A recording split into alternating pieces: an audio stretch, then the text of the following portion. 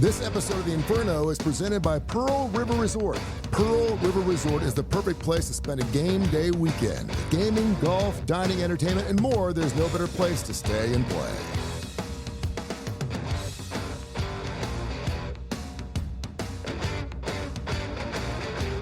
Welcome back to the Inferno. Mark Ingram, yes, the UAB athletic director, along with our special guest. He's really not a special guest. It's his show. Trent Dilfer will join us a little bit later on the show. Andy Kennedy will also join us in the coming weeks. And we also have an underdog in the studio, a special guest, Francis, whom no one can even see until all of a sudden you realize that Mr. Ingram has a little puppy dog in his arms. Yeah, and Francis is in tow today. You know, last week was National Dog Day, and I did not bring Francis. It was National and International Dog Day. International? Yes, it was International Dog Day. It was a big day. They cleaned out the shelters. Well, Francis is German, and so international makes good sense. They call that a wiener dog, and I like that. It's a Bahama Mama right there. The Inferno, of course, always brought to you by Legacy Credit Union. Legacy Credit Union, the official credit union of UAB.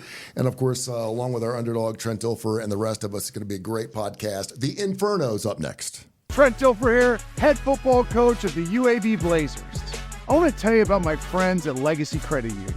Legacy began as University Credit Union in 1955 and remains committed to UAB faculty, students, alumni, and fans. Not only do they support the Birmingham community, but they are also proud sponsors of UAB and UAB athletics.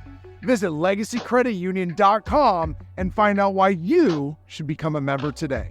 Back to the Inferno here, a little podcast we do every single week. I'm Tony Kurre, along with Mark Ingram, the UAB athletic director, a show that you and I have been doing. It was called the UAB Director's Chair. We've been doing it for like 2 or 3 years. It's fantastic. And, of course, you can go back and listen to those wherever you get your favorite Tony Kurre Radio podcast or wherever you get your podcast. Just search Tony Kurre Radio or UAB Sports, and you'll find both those.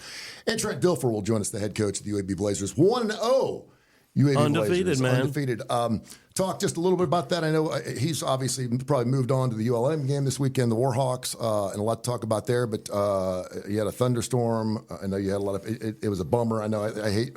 When you it was a total bummer. Yeah, I know. You made people go down to the bowels of the building and everything else. So a lot of people got a chance to actually explore protected stadium more than they actually wanted to. They know that stadium inside and out now. But just briefly talk about that. But you got a big win. That was the important part. Yeah, that's right. And we were thrilled to have the win and played well. You know, this same thing happened when we opened the stadium up. We were playing Liberty, and there was all this, build up and excitement about the game, and the forecast was beautiful. Everything's going to be good.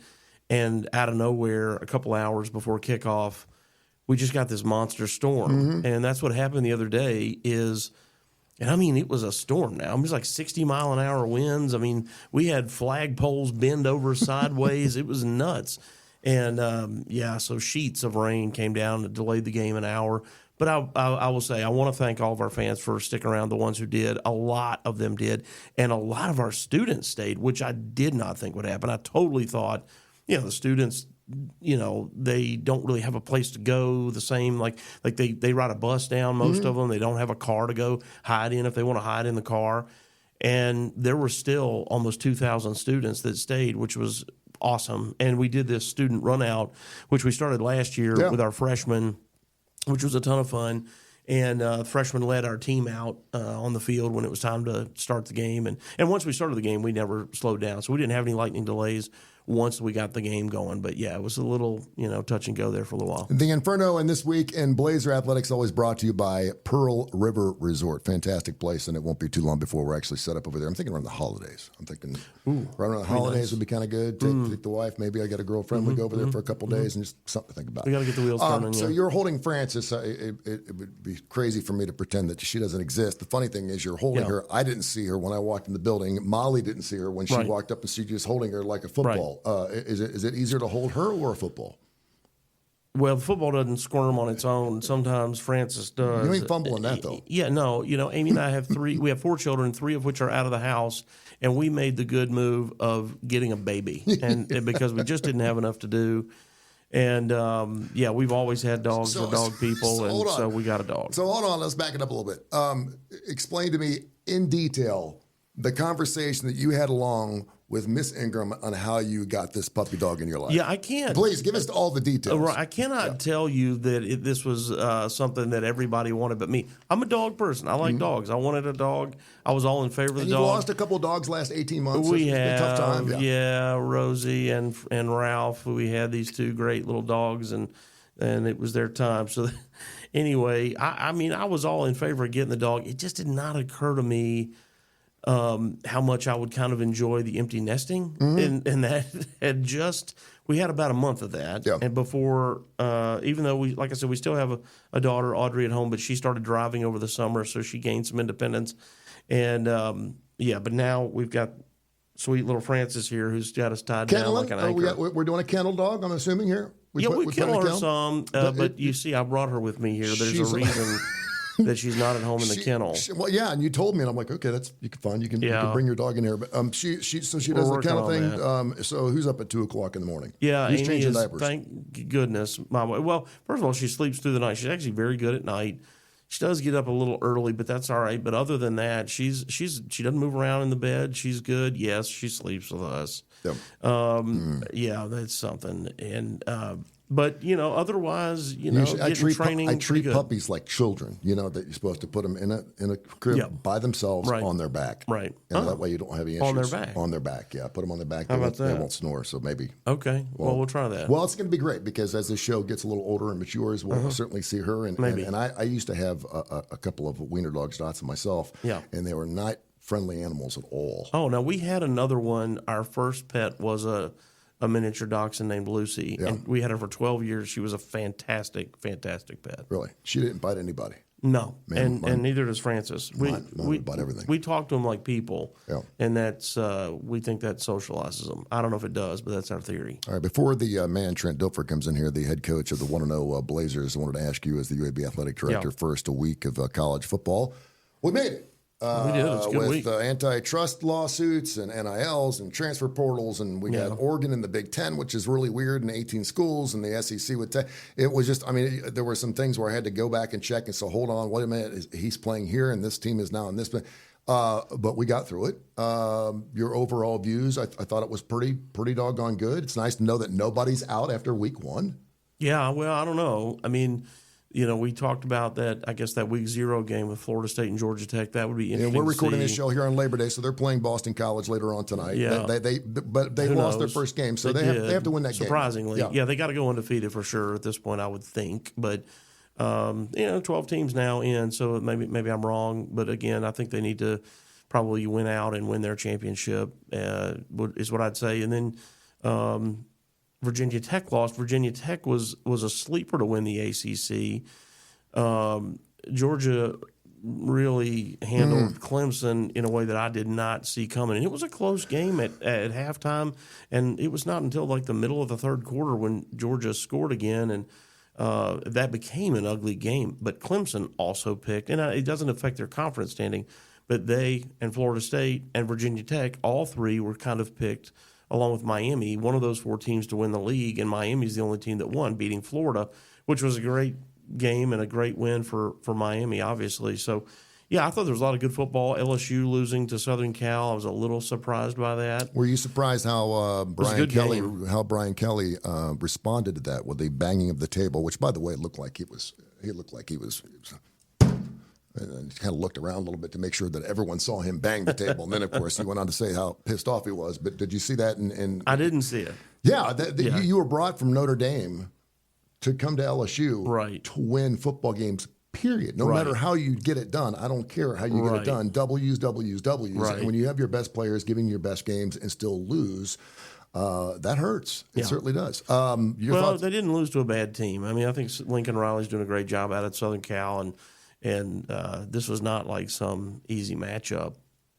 No, it wasn't. And they can't both win. No, they can't. And for a game that quite frankly was kind of a dud the first 20 or 25 minutes, it was entertaining to watch. The end of it was football. Great. It was a great game to watch. A couple of games that were just really difficult to watch. Notre Dame A&M, really hard to watch. If I was in prison, I think I'd rather listen to Barry Manilow than have to watch that football game. I like Barry Manilow. I do too, but not over and over and over again. Oregon, what's going on with Oregon? I didn't know the Vandals of Idaho were that good. Yeah, and Idaho dropped back to FCS within the last 10 years. They got a payday, didn't they? They got like $1.2 million to play Oregon this past weekend. Really? Yeah. Holy cow. Yeah, you want to pay me to beat you up? That was kind of amazing. That's a big number. I don't know what to think. And, of course, I have a son that's going to Clemson right now. We're going semester by semester, probably based off what they do on the football field. It looks like he may not make the second semester. He was over at his mother's, and I was texting him, I'm sorry, honey, I know this is brutal. I actually had George in that game minus the 13. That line was way too high, so I'm going to take the side that looks like I shouldn't. Kirby Smart, we should have known. He knocks out a 63 jobber against FSU, and he was just been chomping at the bit. You could tell he was with a fork and knife in his hand, and that football team looks like right now, and I know it's early, but it's not. They've won. Can you explain to me how difficult it'd be to win 40 consecutive regular season games? They're 40-2. Yeah, that's in the last amazing. 42 games. That's a remarkable stat, really, because they're playing a tough schedule in their own conference, and then they've thrown in some games like that Clemson game along the way too. I mean, they're not shying away from competition. I mean, they've been incredible the last 3-4 years. It's been really the only other game I'd say that was kind of weird to me, and you mentioned them earlier, Miami and Florida. It looks like they're kind of pausing the right direction, and Florida, not the sure. swamp just doesn't. Bill Napier, Sure. I just don't know what to think of that. You know, I saw the over under was 4.5 games. Could you imagine at one point during any season where an Alabama, a Clemson, a Georgia, a team that's won national titles would have an over-under of 4.5 wins in a season? I mean, this is a team that's just, 18, 19 years removed from winning back-to-back championships. Right. Yeah, I mean, it was a little, again, surprising. I think they've got a lot of talent. Not sure what's going on there. Saw Tennessee beat Chattanooga pretty bad. And Chattanooga, unless I misunderstood, I think they have a punter whose name is Squirrel. Mm-hmm. God, that's great. That's That's great. Yep. There's all kinds of ways we Isn't can that go with great? that. It's a good time to take a break. Speaking of squirrels, we That's have a a good man who can Southern move kid. really, really fast. It really is. Trent Dilfer, the head coach of the UAB Blazers, they're 1-0, coming off a 41-3 shellacking of that SWAC team. We'll talk about that coming up here and what we can expect coming up this weekend. We're going to go back and visit. I hope you don't mind me saying an old friend. Yeah. An old friend. We Absolutely. can do that. An old friend over there at ULM. So we'll look forward to that. And he's going to be coming up here next. And, of course, the Inferno, smoking hot. Brought to you by Pearl River Resort. We'll be back after this. The if in life, it's a world of possibilities. If you go for a night out with friends, if you can keep an eye on your money along the way, if you know you have overdraft protection with no fee transfers from savings, when you get a low balance alert, it's easier to say yes to fun. If that sounds good, try Regions Life Banking. Stay ready for the if in life. Regions Bank, embrace the if in life. Welcome back to the Inferno. I'm Tony Kurre. Mark Ingram, the UAB Athletic Director, head coach of your 1-0 UAB Blazers. Trent Dilfer joins us here. And, of course, this Inferno broadcast brought to you by Pearl River Resort. Coach, welcome to your podcast, my man. How you doing, brother? Everything good? Doing good, yeah. I see Frances is with us, too. Frances here. She's really holding it down. Yeah. She's got a lot of energy right now. Yeah, last week was National Dog Day, and I should have brought her then. So this is a retroactive Well, it is Labor. tribute. It is Labor Day. I mean, that's what dogs do. It's Labor Day, right? It's the end of summer. She had a hard week. She Yeah. had a tough weekend, and not a lot of energy. It's like us the day after a game. It's like, this is probably you on I'm Sunday. getting a little Trent. concerned, to be honest with you, because it has not moved since we Not started to the show worry. 15, 20. Okay. She's just terrified. Make sure That's- it's got its parvo shots and everything. I just want to make sure it's Terrified. She's good. Yeah, just it's not good. I can put her down on the floor and she could use the bathroom somewhere, maybe. Coach, congratulations on the big first win. Of course, 41-3. Where do you go with that? I don't want to talk a whole lot about it because it's obviously by the time people hear this podcast, it'll be a little later. But it was a fantastic game. Special teams, fantastic. Defense, fantastic. Zeno looked good. I mean, it was all good. Yeah, I think a lot of things that we addressed in the offseason, you got to see a glimpse of a significant improvement. Right? Special teams under John Jones' leadership has been fantastic throughout camp. So we knew something. I didn't know we were going to block a punt and return a punt, but I knew we were going to play well on teams. For the first time in 11 years, by the way. Yeah, made two game-changing plays there. Defensively, controlled the line of scrimmage, and that's really where we got beat up last year was the line of scrimmage. line of scrimmage play was much better. I think we ended with 5 sacks, 7 tackles for loss on the defensive line. And then the safety play was another thing that we really addressed, and the safeties played at a very high level. We played 34 guys on defense, which is what we want to do. We want to play a lot of guys on defense, have depth. In this conference, you get a lot of high-tempo offenses. You play a lot of plays defensively. One of the things we recognized last year was our guys playing too many snaps. So to be able to get rotational guys in there and play quality snaps in big parts of the game was important for us. And then offensively, we were kind of We had good field position. So the first drive was really nice. Take it 10 plays or 11 plays, whatever it was, and punch it in. I think that was a highlight of the night offensively. But turning it over, not converting in some downs, we felt like we should have converted on, not run well when they knew we were going to run it. Like, we ran the ball well on yards, but we didn't run it to my expectation when we needed to run it, and they knew we were going to run it. The sign of a really good running team is you can run it when they know you're going to run it. And I thought we were okay throwing the football. Receivers didn't play extremely fast. I thought Jacob was kind of iffy early on, but settled down really nicely. So a lot of room for improvement. It's nice to be able to coach hard after an opening victory. What kind of prep goes into getting into a game like that and then having a rain delay? I hate rain. By the way, I hate rain delays. I know we have to say people. We've been having thunderstorms for the beginning of time. I don't know why all of a sudden we have to break for an hour and a half because something's within 20 miles. It wasn't a drizzle, man. It was like, I don't care. I mean, I've been in tornado games. It drives me crazy that we have to stop the world for an hour and a half because something strikes 25 miles away. Anyway, I'm glad it happened early. Yeah. At least we didn't start our 75-minute routine, which is really, there's a 90-minute warning. Kind of the clock starts at 90 minutes, but really our routine starts at 75 minutes.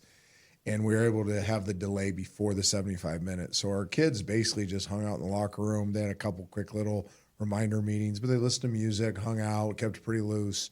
And then we're able to kind of go into that mission mindset with 75 minutes out and not get delayed again. So that was fortunate for us.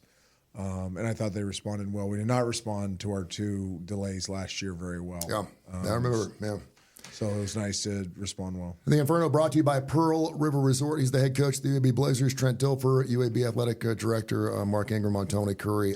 I hear something every year about this time of the year. We set a record 26 teams this Saturday scored 50 or more points.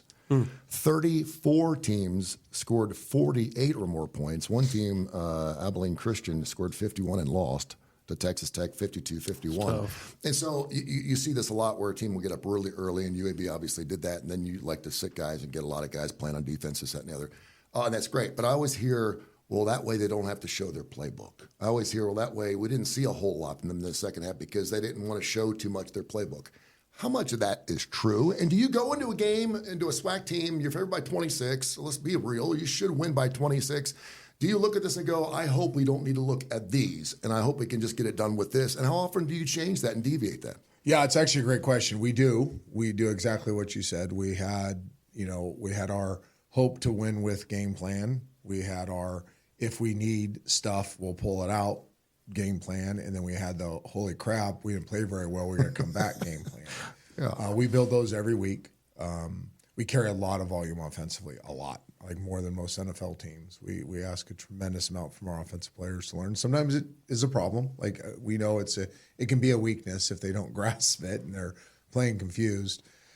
But yeah, there's stuff that we have been practicing for ULM for quite a while that was in this game plan, but now will be carried over for them because we didn't have to show it. But I think most teams do that. I think you do. I guarantee Ernest Hill, the defense coordinator for ULM, when they had that 2-score lead, didn't run some defenses that he's saving for us. Yeah. So, I think that's the kind of the today chess match. Today's a Monday. It's a game plan day. We're in offices all day long looking at film and grinding and developing game plans. And that's part of the chess match is, okay, what did they not show? What can they do from this, structure? What have they not seen us do? What have we set up with stuff we run? So even if they're listening, this is not a surprise. I mean, this is how it works at all levels. And then the one thing that I do, and I hope they're listening, is I will purposely run things for the next opponent to have to practice to set things up in the game because I know how they have to respond to them. So there you go. We ran 5 or 6 things that we kind of now know exactly how The next team will respond to those things. Therefore, we have a tactical advantage for what we want to run. So they have two choices. They can sell out on the thing, or they can play really passive to play the thing. And either way, we feel like we're in a winning stance by doing so. Well, hopefully we'll have to get that holy crap book. I don't ever want to see Yeah, that I don't like that. That's a bad one. That one came out too often last year. That was amazing how many times we called those plays last year. It's like, I really don't want to call these plays. Dang it, we're calling these plays again. Is there anything beyond the holy crap book? Yeah, no, that's the... hit the golf course again playbook. Yeah, a good storyline, and we know this. Bryant Vincent, of course, the former interim coach here at the UAB Blazers, of course, spent 4 or 5 years here and went to New Mexico. He is the ULM head coach in his first year there, and kind of cool because I know there's a lot of Blazer fans that really appreciate what he did for Blazer Nation, but now it's time to go and knock his teeth in. Well, and there's others too. Right? There's 18 total coaches or players on ULM's coaching and player roster that are from UAB. 18. And coaching wise, there's some really good ones. You know, Taylor Dupuis, who's now their quarterback coach, coached for us last year, is a great young coach. Not a good young coach, a great young coach. Tanner Luker, who was here, is their senior analyst defensively and has a real strong fingerprint on this defense. We know him very well, so they're doing a lot of stuff he likes to do. And others. So Ernest, who was with us last year, their defense coordinator. So this has been a challenge. I said this on the press conference this morning. I'm like, you know, I'm not going to lie about this. There's some concerns now. They know the ins and outs of what we do. Like Taylor knows everything about this offense, everything. Yeah. He could go to practice tomorrow and call this offense. So they know our philosophies. They know my MO. They know Mort's MO. They know the strength and weaknesses of players. So we also know how much this means to them. You know, they spent all of June practicing for us. We know that. So we're expecting their Super Bowl. We're expecting the best possible version of ULM with they've opened up our envelope and read our mail a little bit too. So this really comes down to us being the best version of us. They got a victory their first week against Jack State. I always wanted this question. I'm so glad you gave me something that triggered the question. When you take a job for the first time, and of course, obviously it was a little different because it's your first college job, but say you're moving up the ladder and you're moving around the country every 3 or 4 years or whatever. Who do you take with you? Does it hurt feelings of guys? If I played your defensive coordinator for 3 years and you end up going to Ohio State as a head coach and you don't take me with him, am I pissed off at you? Is that work? And then how often do you try to keep the guys that are there, or are they going with the next guy depending on whether you get fired or not? Yeah, so I'd have to speak on this, my relationships, friends that I know have gone through this. I think it's both. I think there's times you lose a guy that you've really invested into and he leaves you for a lateral move. That hurts. You know, there's a lot of coaching scars from that lateral move from a guy that you brought up through the business. But then a lot of us that want our coaches to elevate. You know, if a coach has the opportunity to go make a significant amount more money, go to a higher conference, that's a good thing. You know, and usually, at least I do this, I'm training a bunch of young guys underneath them too. You know, you hope that you're successful enough to have some attrition in your staff, and you want to bring the next guy up, and he kind of plug and plays, much like the portal. Like if you have a really talented player and you know he's going to, outprice himself, you want to develop a young player behind him to then take his spot. So I think it works out. I think the biggest thing that I've seen with my friends in the coaching business is the lateral move thing. That one can get gnarly. Like that one, there's wives involved. There's kids growing up involved. There's a you're my guy. Like I did I literally got you from a high school program. I raised you. I made you a GA. Then I made you an analyst. And I gave you a room. And then I empowered you to call plays. And you're my guy. And you're going to what? You're going to go to this guy down the street that we've talked about beating for the last 4 years? Wow. That one's rough. Like I've literally seen families fractured by that. Guys that were best friends never talk to each other again. That one can be really gnarly. And then it gets into and you stole our secrets. Mm-hmm. So you got to remember, we have tons of data in our building, tons, paper, digital, just tons of stuff. When Taylor Dupuis left to go to ULM, we literally shut down the building. Like I called everybody and freeze every hard drive, every video, everything, change every password, everything. And they're like, well, we don't have to do, no, there's firewall. I'm like, I don't care if there's a firewall. I don't know what a firewall is. I want everything changed because I love Taylor Dupuis. I'd hire him back. But if he's on his way out and he's taking stuff from my hard drive or my personal work computer or our offense or recruiting or whatever, I don't want BV, who I love. Yeah. But I don't want BV to have that. Like, we're trying to beat him. So there's some of that too. There's this espionage, conspiracy theory thing going on too, with how much information can other coaches get from places they just left. We have no firewalls, by the way, on the Inferno. No, but it's a good thing you got one in your house. It is. Coach's Corner brought to you by Pearl River Resort. A very short break, then we're getting to the hot topic. We're going to the grill. We're doing the show on Labor Day. We're going to talk about what kind of meat Trent puts on his grill. Okay. He's going gas or charcoal. Okay. All right? We'll do that next right here on the Inferno. Are you getting sacked by monthly fees on your checking account? Trent Dilfer here, head coach of the UAB Blazers. Legacy Credit Union's everyday checking account can get you back in the game. No minimum balance, no monthly fees, and get paid up to 2 days early. Check out LegacyCreditUnion.com for more information and apply today. Legacy, the official credit union of UAB. Another part of the Inferno, Trent Dilfer, the UAB head coach. Mark Ingram, the UAB athletic director, you know him because we've been doing shows together forever. I've always wanted to do a podcast that was off the air, like what we talk about when we're not doing the podcast. But then I was told that is the podcast. Yeah, like you're on air, right? You're doing an on-air show, and you're like, if we do the behind-the-scenes things, that's the podcast. And then I want to do behind-the-scenes. So can I give you a story real quick? Yeah, do we have time for a story? Absolutely. So when I was doing Monday Night Football pre- and post-game show, my favorite 2 years with Ray Lewis and Steve Young, Stuart Scott did one before he passed, and then Susie Colbert. And we'd sit on Gruden's bus. That's where we stayed while Gruden called the game. And Ray and I have been doing this forever because we played together, but we can't watch football together because I see it from an offense perspective. He sees it from a defense perspective. And when I say it pisses him off, it lights him up. Because all I ever see is, I would have taken advantage of you there. Oh, you look at you took the cheese there. And I'd knock your face and I'll run to the ball. And that's chicken crap. You can't run that stuff. And so we'd sit in the back of the bus where the big TV was. And finally, I told Steve, and it was me, Steve, him, and Stuart would kind of be up front, and there'd be a producer or whatnot. I got a little crowd in the back. I'm like, I can get Ray out of here, Steve, if you want. He's like, yeah, we need more room back here. Because Steve would like to take a nap. Like Steve Young, he's like 80 years old, it seems like. And he'd lay on the bed and take a nap and work on his phone. I didn't get him out of here easy. So I just started talking about offense all the time and how much better offense is than the defense. And he would steam up to the front of the bus. And then when there's a great defensive play, he'd run back and start talking crap. And our producer, Matt Garrett, who does Game Day now, Matt goes, this would be the best show on television.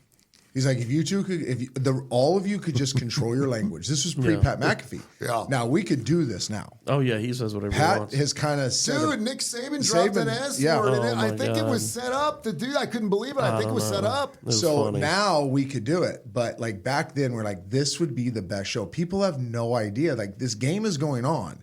But behind the scenes are two Hall of Famers and some scrub me just getting after each other on what's going on in the game and arguing and talking about the post-game show. I'm going to make you look stupid on this highlight, blah, blah, blah.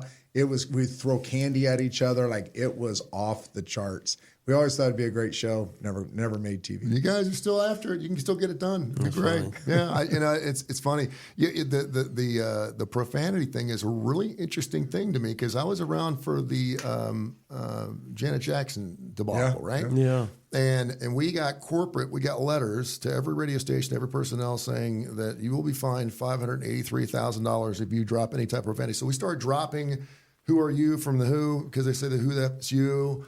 We couldn't play Van Morrison's Brown Eyed Girl because he talks about making love in the green grass behind the stadium. We couldn't play that. I was like, "Are you?" So I mean, every song that had hell, damn, whatever, we had to cut all that stuff out.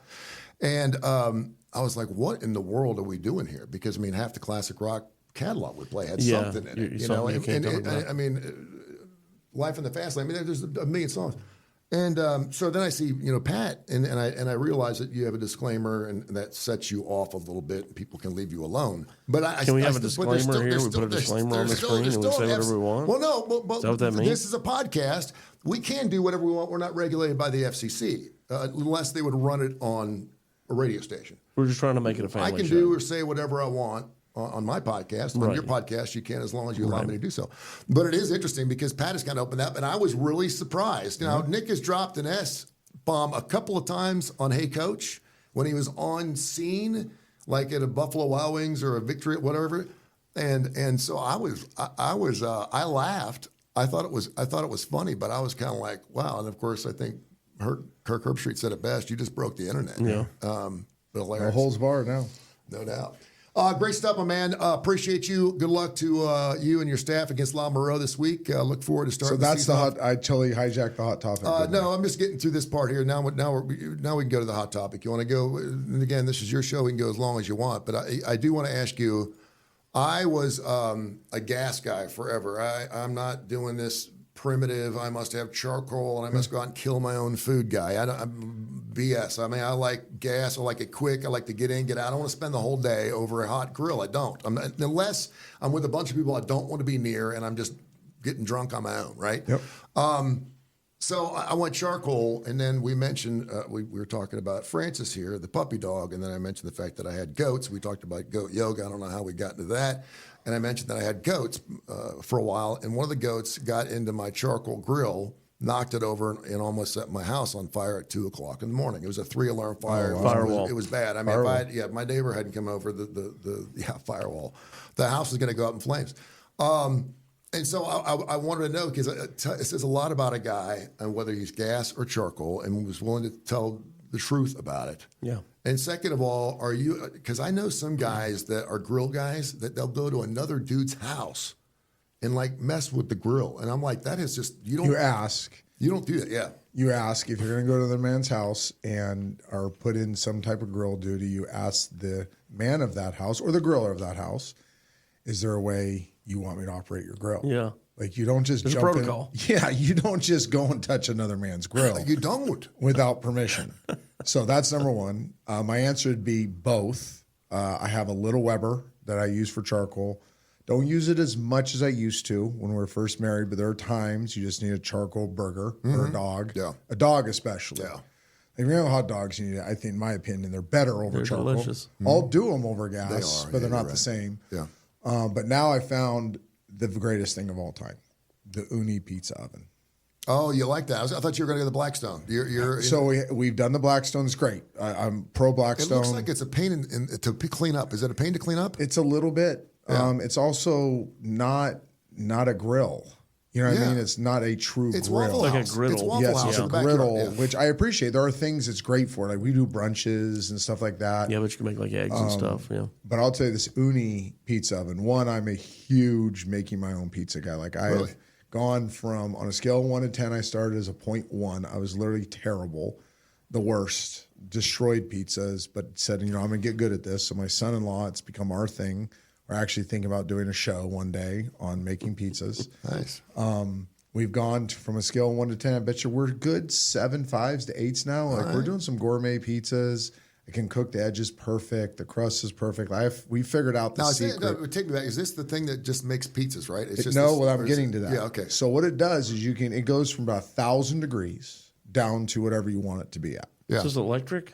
Yeah, it's gas. Oh, it's gas. Yes, All right. gas. All right. So now I have a wood burning one too. I have both. So I have the Uni that uses the wood that has the gas connection, and then my vacation home I only have the gas. So what we did this summer was I'm like, you know what? I'm going to start doing other things on this because there's a grill plate, like a black, what do they call this? Come on, everybody knows what I'm talking about. The black iron skillet. Yeah. Thank you. The black iron skillets. And I have a few of those. I've done seared ahi tuna. That is, I'd put up against any place I've ever eaten seared ahi in America. How about that? Okay. We do big steaks. You can't do little steaks. You gotta have some because it's 950 degrees, and you put the skillet in there, and that thing you laser it, and it's 950 degrees. It absorbs all that heat, and you throw like a big old ribeye on there for about a minute to 90 seconds each side, and you'll get about a 1/4 inch crust. Isn't it great? Oh, yeah. With it medium rare on the inside, warm but really pink. Man, I literally take that thing off, so it's 90-90-ish.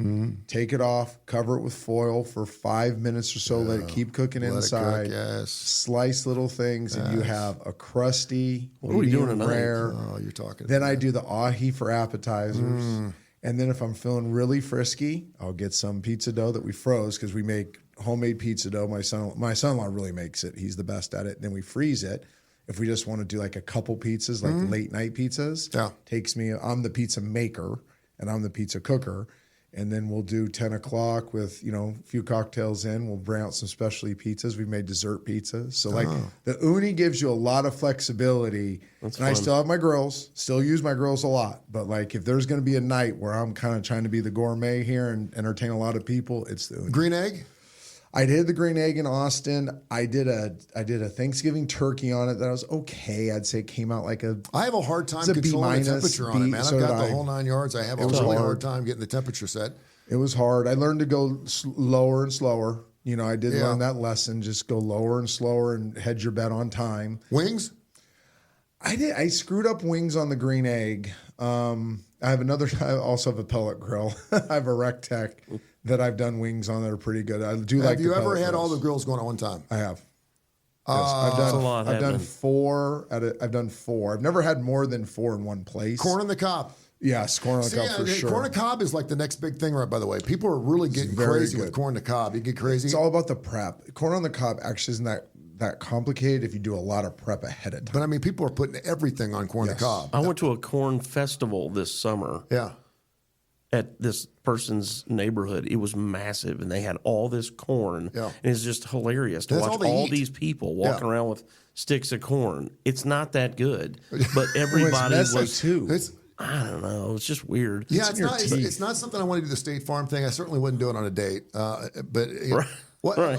I like I get a corn, friend of mine who's a but not master at gnawing it. jalapeno poppers. He can do the poppers. So I haven't done those. I will say this thing that never gets talked about enough with grilling is how much hair I've singed off my arms.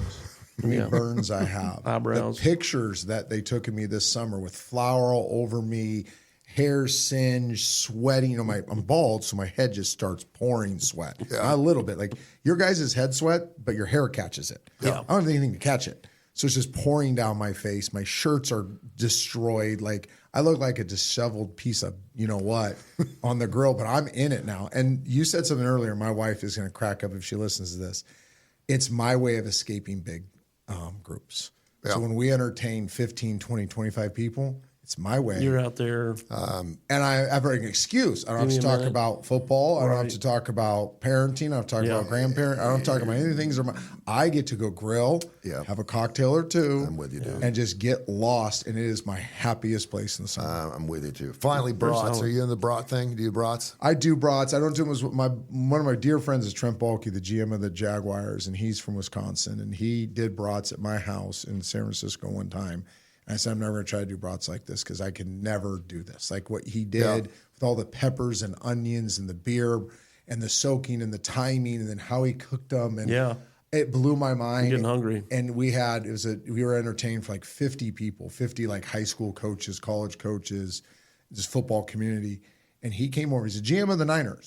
He put a bib on. He never talked to one person. And he did brats and dogs for like 4 or 5 hours. That's not including the prep. And people were like, this is the best brat I've ever had in my life. So I'm kind of like, unless Trent does them, Trent Baalke, I'm not going to try Have you those. ever seen a white brat? Yes.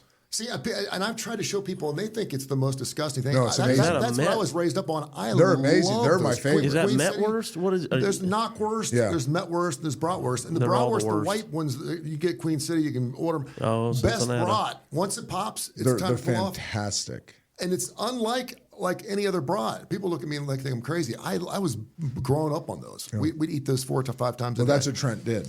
And that's why people were blown away. I love it.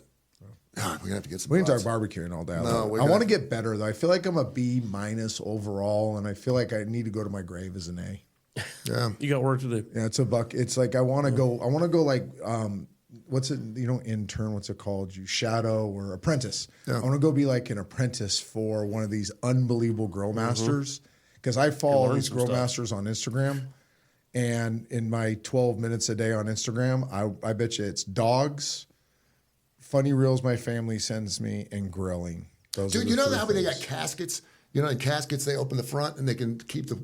They should do his casket with a Blackstone at the end. That'd be dope. Or you could open the I'd top have my and uni. say, and then pick up a brat or something on the way through the line. Yeah, but it'd be an uni. I'd have my pillow in the So front. you were talking about dying. Yeah, my uni in the back, and then I'd be framed kind of on the Weber. Because I grew up on a Weber, so I will always have a You Weber. should start your own Blazer grill called the Inferno. I'm just telling you right now, if we don't sell an Inferno, Talking about it. selling some pizzas, we got Why don't we have a lunch in Why here? don't we have an NIL deal with talk about with it. some grill companies? It's out Come there. on, It's Ingram. out there. Gotta work on that. Gotta get our He's wheels got turning. himself a little puppy dog. Take care Yeah. of you. Hey, wait. Hey, it's all right. It'd wake you up there. happening? All right, till next week, this is The Inferno. Thanks for listening.